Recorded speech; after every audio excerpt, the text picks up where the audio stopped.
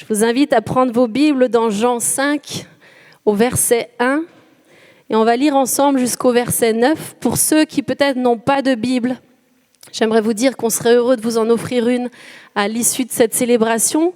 Donc vous pouvez toujours suivre là le texte qui est derrière moi.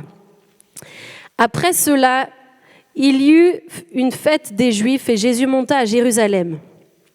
Or, à Jérusalem, près de la porte des brebis, il y a une piscine qui s'appelle en hébreu Bethesda et qui a 5 portiques. Sous ces portiques étaient couchés en grand nombre des malades, des aveugles, des boiteux, des paralytiques qui attendaient le mouvement de l'eau. Car un ange descendait de temps en temps dans la piscine et agitait l'eau, et celui qui descendait le premier après que l'eau avait été agitée était guéri, quelle que fût sa maladie. Là se trouvait un homme malade depuis 38 ans. Jésus, l'ayant vu couché et sachant qu'il était malade depuis longtemps, lui dit « Veux-tu être guéri ?»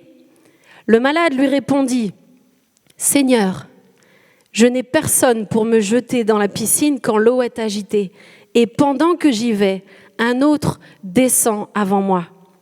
Lève-toi, lui dit Jésus, prends ton lit et marche. Aussitôt, cet homme fut guéri, il prit son lit et marcha. Amen. C'est là le thème de mon message. Lève-toi, prends ton lit et marche. J'aimerais que l'on voit 2 choses ensemble aujourd'hui. Et la première qui m'a interpellée, c'est cette question de Jésus. Veux-tu être guéri ? Je ne sais pas vous, mais moi je trouve que la question, elle est un peu culottée quand même. Le gars, ça fait 38 ans qu'il est allongé là et qu'il attend son miracle. Et Jésus, lui, comme ça, va venir dans cette circonstance, lui poser la question, veux-tu être guéri ? Qu'est-ce que j'aime Jésus ?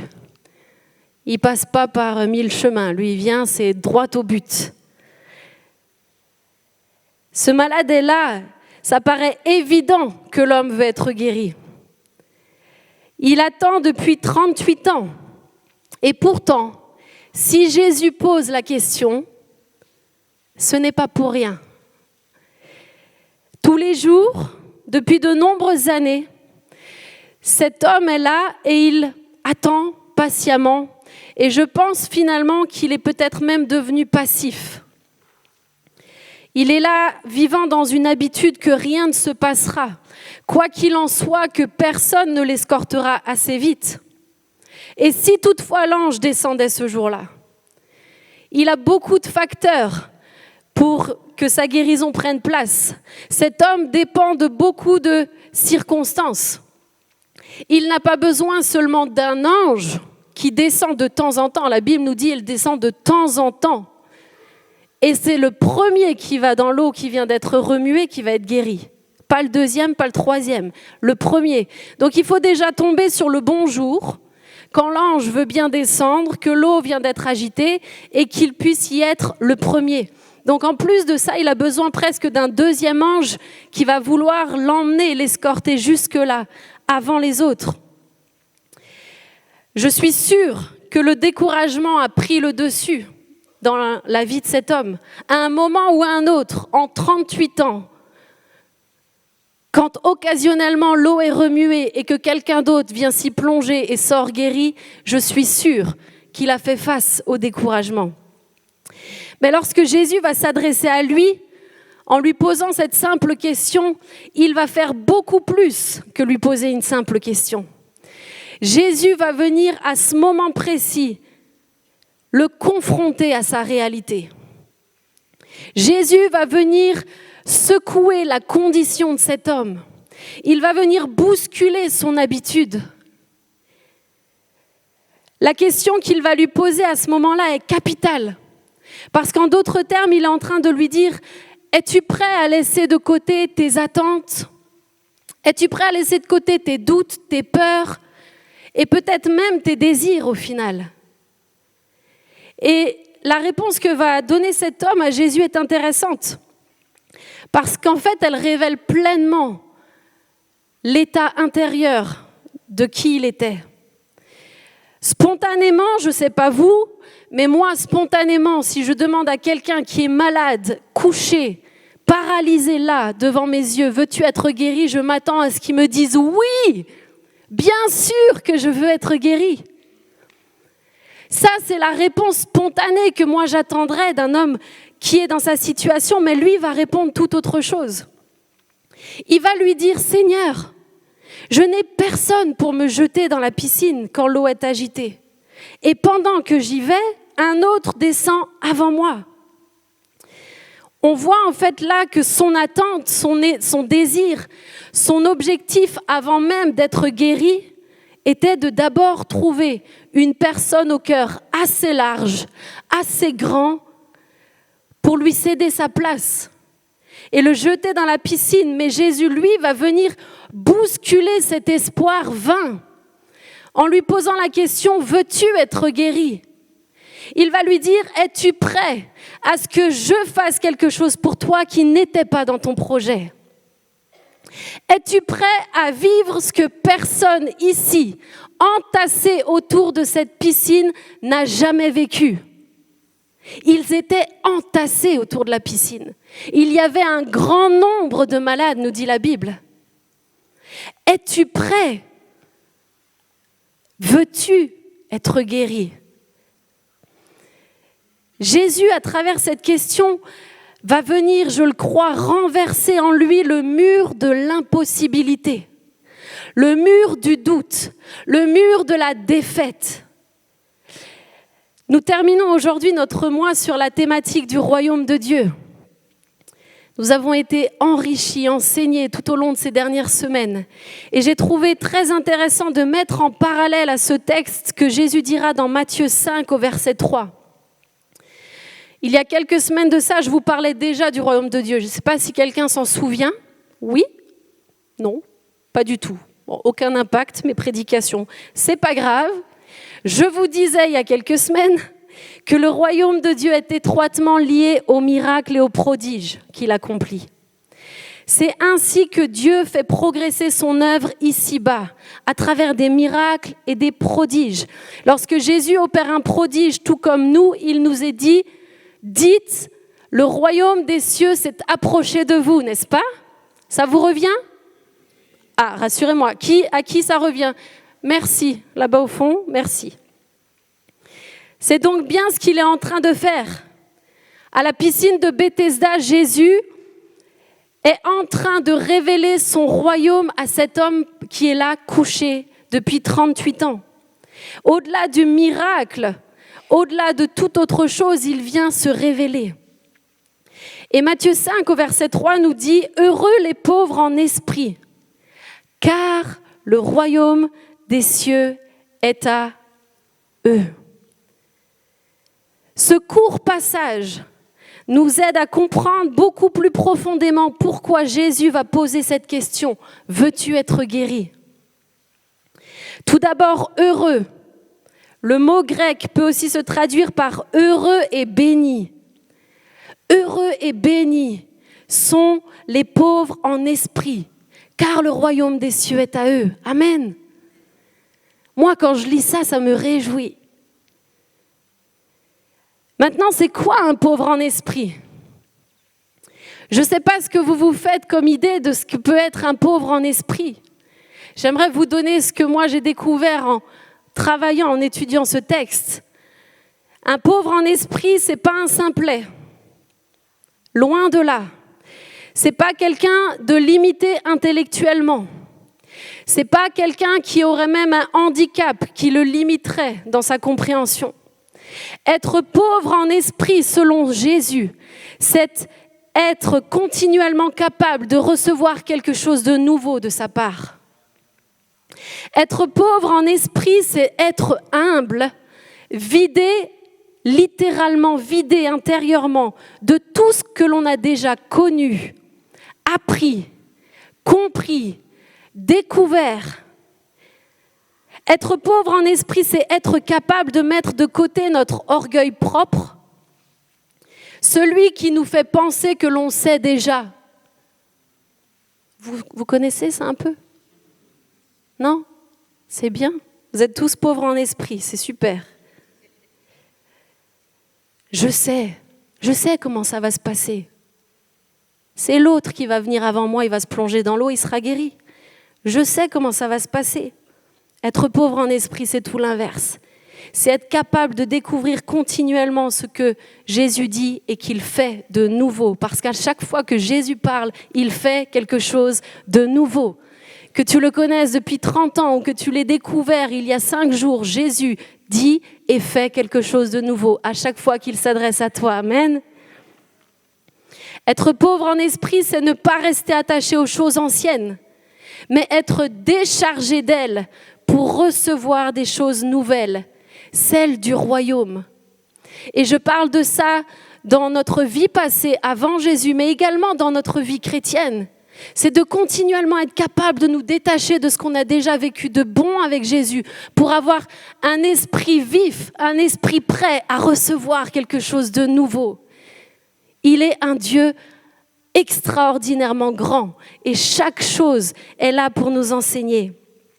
Finalement, être pauvre en esprit, c'est l'unique chemin pour être heureux et béni. Et c'est exactement ce que Jésus va demander à cet homme. Es-tu prêt à vivre quelque chose de nouveau? Es-tu prêt à vivre quelque chose d'unique? Y a-t-il de la place dans ton esprit pour recevoir là maintenant, tout de suite, une vision nouvelle, une pensée différente? Es-tu assez pauvre en esprit pour que je puisse venir faire quelque chose de nouveau en toi? Es-tu prêt à te détacher des choses anciennes pour recevoir celles que j'ai prévues pour toi? Toutes ces bonnes choses que j'ai déjà préparées. Es-tu prêt à abandonner ce que tu pensais connaître et savoir pour vivre ce que moi j'ai à te faire vivre? Mais Seigneur, j'ai personne pour me jeter dans l'eau. Et c'est peut-être ce que tu es en train de te dire au moment où je parle. J'ai personne pour me jeter dans l'eau. Jésus s'adresse à toi. Es-tu prêt à te lever? Es-tu prêt à prendre ton lit et à marcher en étant ici sur ce lieu de miracle ponctuel sans même passer dans l'eau? Es-tu prêt à recevoir ton miracle différemment de ce que tu as vu jusqu'à ce jour et cela depuis 38 ans? Es-tu prêt? En as-tu vraiment envie? Veux-tu être guéri? La piscine de Bethesda où se déroule cette histoire provient de l'araméen Beth Esda, en 2 mots, signifiant lieu de la grâce. Pensez un peu à cela. 38 ans que tous les jours cet homme va au lieu de la grâce sans que jamais personne ne lui fasse grâce. 38 ans qu'il se rend sur le lieu de la grâce en espérant qu'une personne lui fasse grâce en lui cédant sa place. 38 ans. Mais ce jour-là, Jésus va faire basculer les choses. La grâce que tous attribuaient à un lieu va devenir une personne, la sienne. Contre toute tradition, il vient se proposer lui-même à cet homme. Veux-tu être guéri? Sa grâce qui se reçoit gratuitement, sa grâce qui se reçoit humblement, sans contrepartie, sa grâce qui est pour tous et surtout pour celui qui n'a pas la capacité d'aller jusqu'à dans l'eau. Cette même grâce est ici. Cette même grâce est pour toi, aujourd'hui. Et comme il a osé poser cette question à cet homme malade depuis 38 ans, il nous la pose également. Veux-tu être transformé? Me permets-tu de venir changer tes habitudes, modifier ta façon de penser, changer ton mode de vie? Es-tu prêt à être secoué pour découvrir ce que la grâce que je suis veut réellement dire? Quels sont nos désirs véritables et profonds? Voulons-nous vraiment être guéris ? C'est une question sérieuse. Voulons-nous vraiment être guéris ?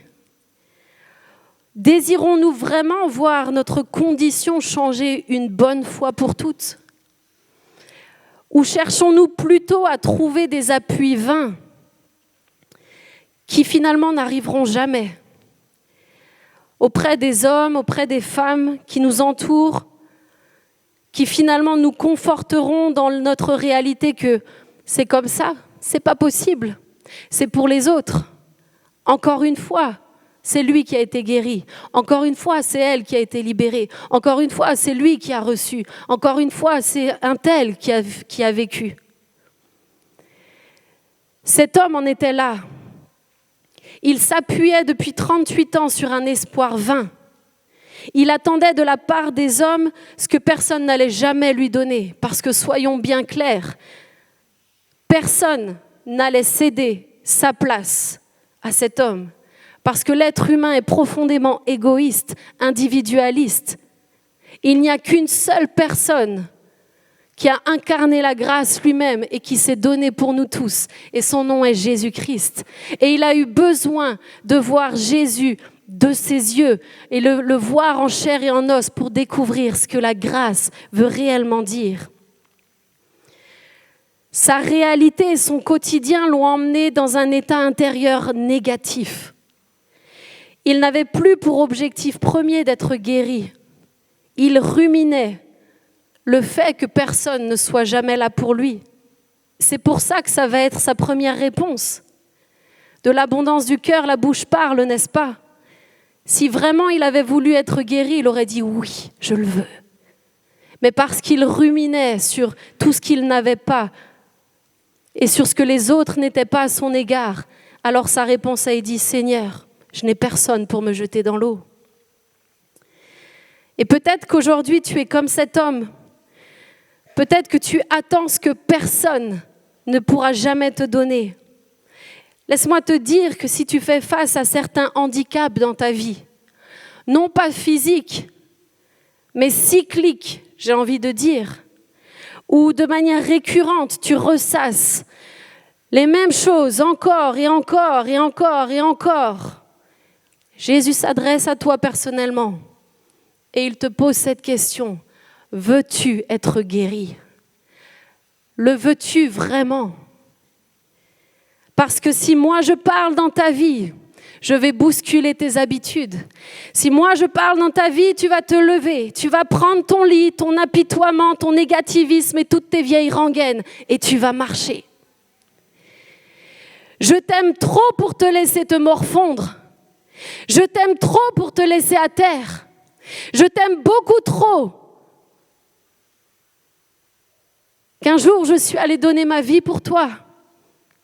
Mais toi, veux-tu être guéri ?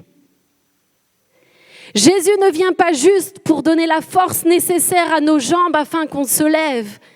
Il vient nous sortir littéralement du cercle infernal et vicieux dans lequel on se trouve, qui nous ramène constamment à la case départ. Je n'ai personne pour me jeter dans la piscine.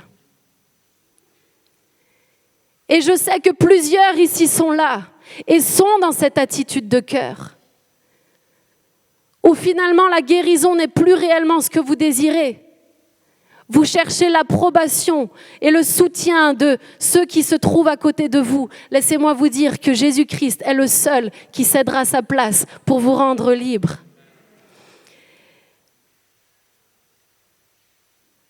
Laissons aujourd'hui nos faux espoirs. Laissons de côté nos vaines attentes, celles auprès des hommes, pour venir rencontrer la grâce, Jésus-Christ, la grâce faite chair. La deuxième chose qu'il va dire, lève-toi, prends ton lit et marche. D'abord, Jésus bouscule la situation. Veux-tu être guéri ? Et d'un coup, il va la faire basculer. Lève-toi, prends ton lit et marche. Et la Bible nous dit, aussitôt, cet homme fut guéri, il prit son lit et marcha. Ça veut dire que c'est tout à fait possible. Sur la parole de Jésus, tout est possible. D'abord, il vient te bousculer et ensuite, il fera basculer ta situation. Mais nous devons nous laisser être bousculés par Jésus-Christ si nous voulons le voir faire basculer la réalité qui est notre condition. On pourrait en rester là, n'est-ce pas? Faire la fête. Alléluia! Un paralytique s'est levé, ça fait 38 ans qu'il attend ça, je pense que ça pourrait être amplement suffisant pour qu'on en reste là. Mais moi, j'aime bien aller au fond des choses. Et c'est moi maintenant qui ai une question pour vous. Pourquoi Jésus va-t-il guérir quelqu'un et ensuite il va lui demander de prendre son lit en partant? Vous, quand vous lisez ça, ça vous semble normal? Moi, ça me surprend en fait. Je me dis, mais pourquoi, s'il est guéri, il lui dit de prendre son lit et de marcher avec? C'est quand même pas pratique. Je veux dire, lit sous le bras, je sais pas vous, moi, je me balade pas avec mon lit sous le bras. Et pourtant, Jésus va lui dire, lève-toi, prends ton lit et ensuite marche. Après 38 ans allongé dessus, je suis d'ailleurs pas certaine qu'il y tenait beaucoup à son lit. Mais là encore, Jésus parle. Et il ne parle jamais pour rien dire. Et ce texte d'ailleurs n'est pas le seul où Jésus va demander à la personne qu'il vient de guérir de prendre son lit et de marcher. Et la raison pour laquelle il dit cela se trouve dans Matthieu 16 au verset 24. Jésus va dire, si quelqu'un veut venir après moi, qu'il renonce à lui-même, qu'il se charge de sa croix et qu'il me suive. Si quelqu'un veut venir après moi, si quelqu'un veut me voir agir dans sa vie, qu'il renonce à lui-même, lève-toi, laisse ta condition, oublie celui que tu pensais ou celle que tu pensais être, qu'il se charge de sa croix, prends ton lit et qu'il me suive, marche. Qu'il renonce à lui-même, lève-toi. Qu'il se charge de sa croix, prends ton lit et qu'il me suive, marche. Toi, prends ta croix, suis-moi. Prends ton lit, marche. Et j'aimerais nous dire aujourd'hui que ce lit, c'est ton histoire. C'est mon histoire. Jusqu'à ce que Jésus arrive. C'est ton vécu, c'est tes souffrances. Ce lit, c'est ce qui t'a détruit jusqu'à aujourd'hui. Ce lit, c'est ce qui t'a maintenu à terre jusqu'à ce que Jésus arrive. Ce lit, c'est ta croix. Et la croix, c'est l'endroit où la souffrance ultime de Christ a donné la vie il y a 2000 ans de cela. Et c'est dans la souffrance ultime que Jésus, aujourd'hui, te donne accès à cette nouvelle vie. Quand on souffre au plus profond de nous-mêmes, quand notre vie, notre condition nous a maintenus à terre, Jésus vient et te dit, prends ta condition, prends ta croix et suis-moi. Marche désormais. Ce qui t'a détruit jusqu'ici a été cloué sur cette croix. Ce qui est ancien est parti pour faire peau neuve en Jésus-Christ.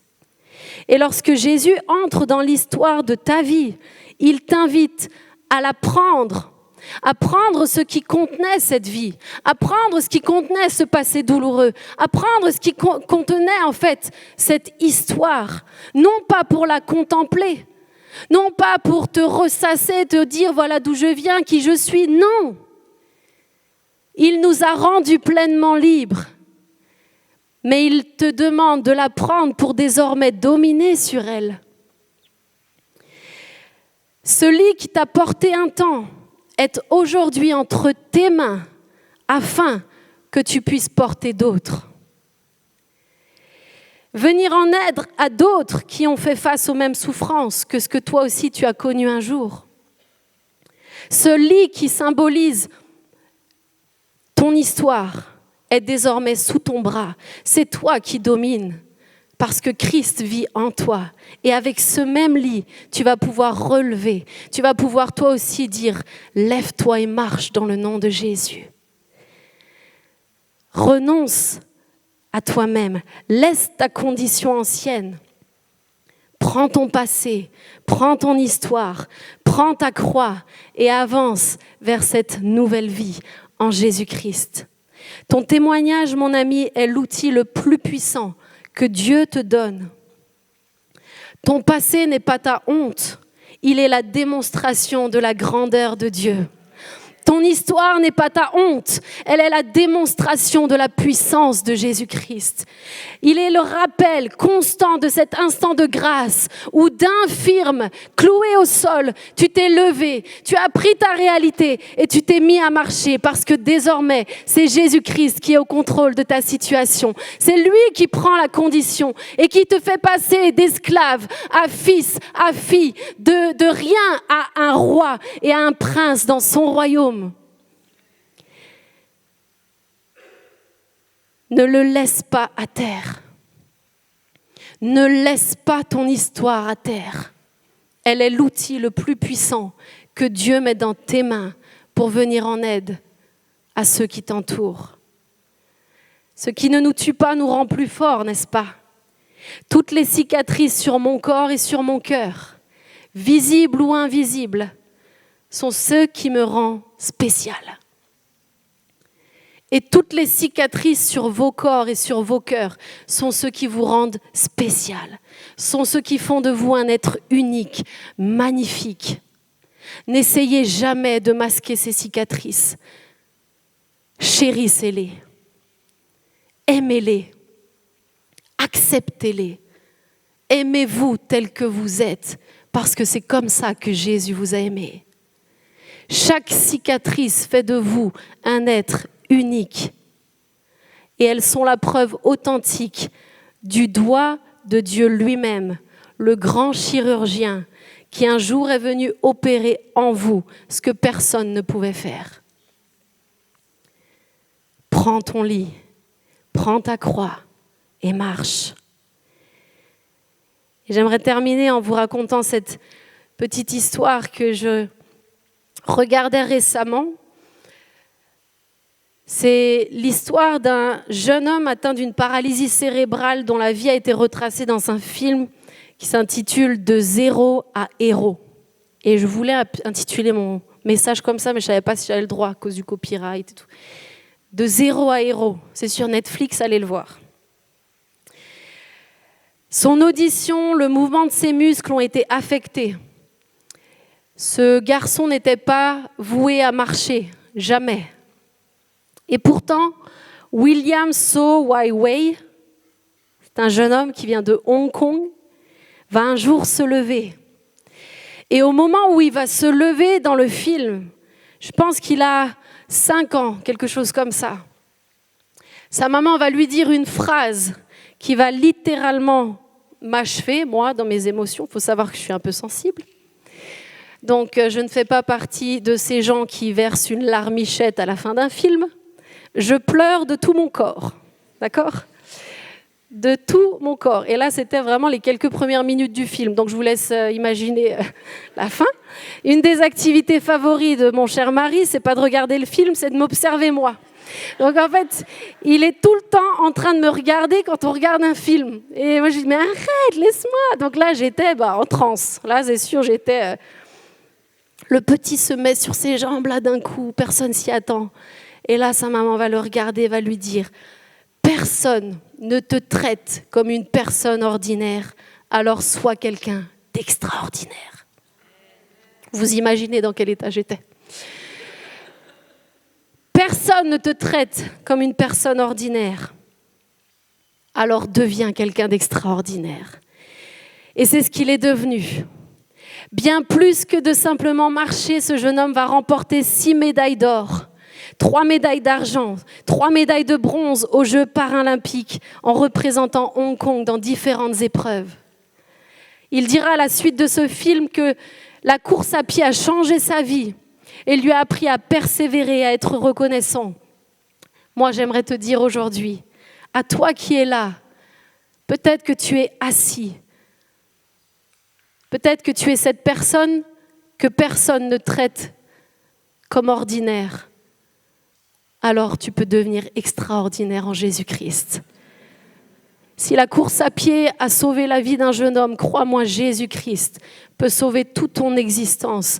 Il veut restaurer ton âme, ton corps, ton esprit, te donner un avenir, une espérance. Il est celui qui te sauve aujourd'hui, mais qui te donne une éternité avec lui. Amen. Prends ton lit, lève-toi et marche.